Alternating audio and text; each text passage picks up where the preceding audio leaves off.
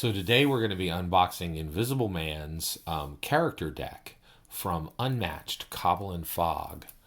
And as a dungeon master, what really excites me about this is being able to see how a game presents the narrative aspects of a character through their powers, right?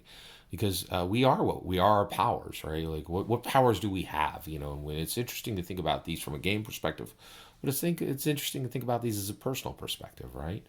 The Invisible Man, he has movement of 2, and it says at the start of the game, after you place Invisible Man, place 3 fog tokens in separate spaces, right? In his zone. When Invisible Man is on a space with a fog token, add 1 to the value of his defense cards. Invisible Man may move between 2 spaces with fog tokens as if they were adjacent. And then it says, I was only beginning to realize the extraordinary advantage my invisibility gave me. Yeah, being invisible is really a big deal.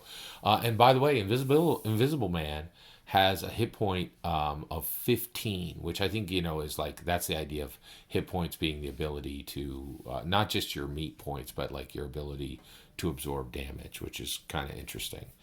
So Invisible Man, let's look at how they've detailed him.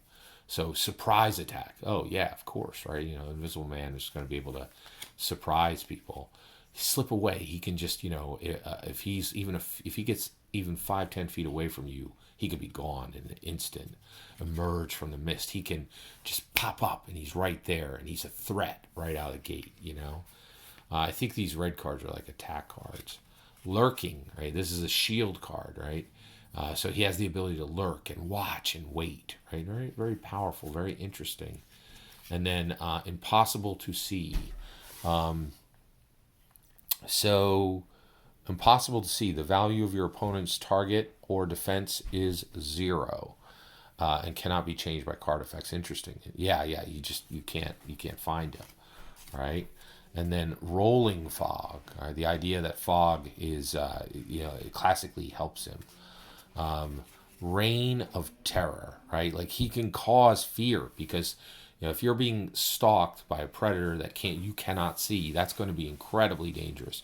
It's going to cause fear, and fear is going to make you make mistakes, right? He can just instantly vanish, right? Which is really interesting. Step lightly. His ability to move without being heard generally. Coded notes. He was very intelligent, right? And once he became invisible, he really kind of lived by himself and had few allies, right? But he was an intelligent person, and so he has these coded notes. Into thin air. Gorgeous art. Look at the art. Look at the gorgeous art on these. Just really fantastic. And then confound. He can confuse he can confuse his enemies, right? I love the multi-layered sets of eyes there. Dreaming of revenge, right? So, and also, you know what? I think I would probably have to reread Invisible Man. It's easily been 30 years since I read the original, right? I'm not sure what he had to get revenge for, but I think there was something in there. Covert preparations, right? Look at that, like, classic European lantern there. Very, very cool. And then that's it. And that is Invisible Man's actual character deck. And then I'll show you Invisible Man himself. Oh, look at that miniature. Isn't that cool? Where like his head is like not even there.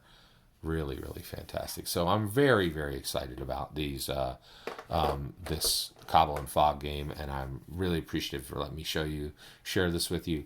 Please consider liking and subscribing, and have a wonderful millennium.